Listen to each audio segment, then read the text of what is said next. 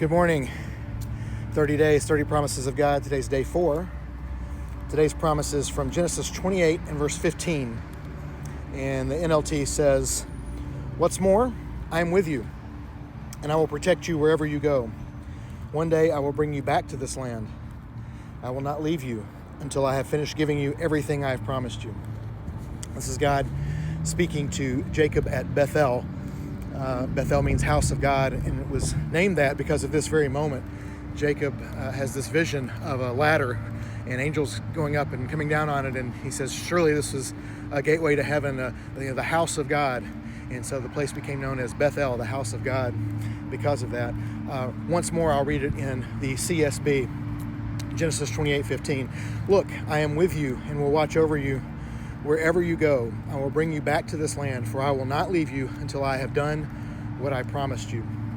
So we asked 4 questions. What's it say about God? What's it say about people? What am I going to do about it? Who am I going to tell about it? You answer those questions for yourself. Put your answers in the comments. Pause the video, and then come back, and I'll tell you my answers. This one's a great example that God makes promises in Scripture, sometimes to a specific person, and sometimes for everyone.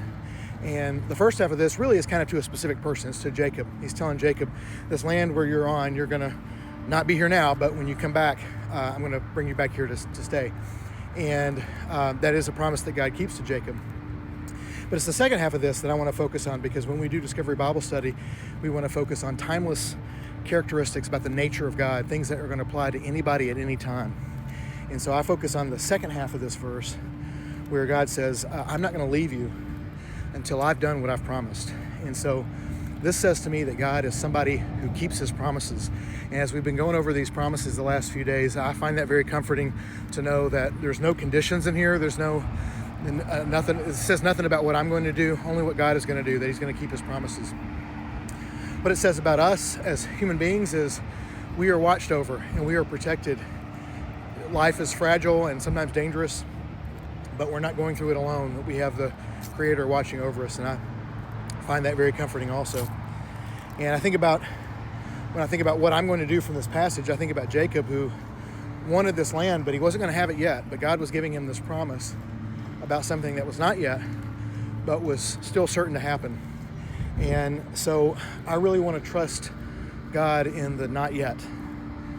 And I have a hard time doing that sometimes. But the specific way that I'm going to do that today is I'm going to pray for contentment with my circumstances that I have now. So how did you answer these questions? And who are you going to share this with? Who can you encourage with this passage? Put your answers in the comments, and I'll see you tomorrow.